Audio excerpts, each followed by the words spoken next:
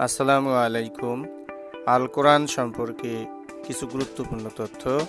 বিখ্যাত আরব scholar doctor Tarique আল সোয়াইদান আল কোরআনে ব্যবহৃত কতগুলো শব্দের উপর গবেষণা করে বিস্ময়কর পরিসংখ্যানগত উপাত্ত প্রকাশ করেছেন, যা নিম্নরূপ।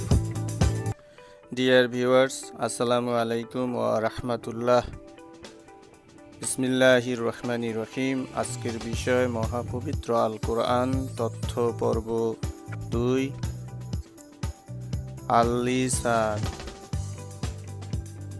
আল-লিসান বা জিহ্বা শব্দটি এসেছে 25 বার।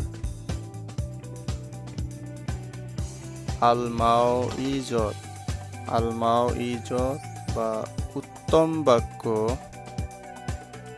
উত্তম বাক্য শব্দটি এসেছে 25 বার। আর-রাজুল বা পুরুষ শব্দটি এসেছে 24 বার।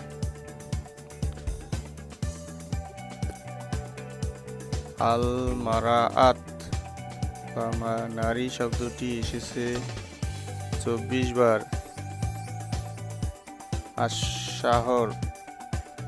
আশ-শাহর বা মাস শব্দটি এসেছে 12 বার।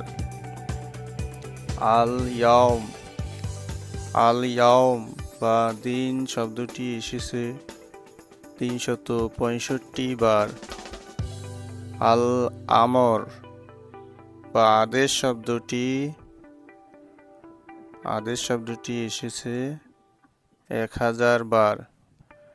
আন-নাহি বা নিষেধ শব্দটি এসেছে 1000 বার। হালাল বা বৈধ শব্দটি এসেছে 250 বার। হারাম বা নিষিদ্ধ শব্দটি এসেছে 250 বার। জান্নাত শব্দটি এসেছে 1000 বার। জাহান্নাম শব্দটি এসেছে 1000 বার।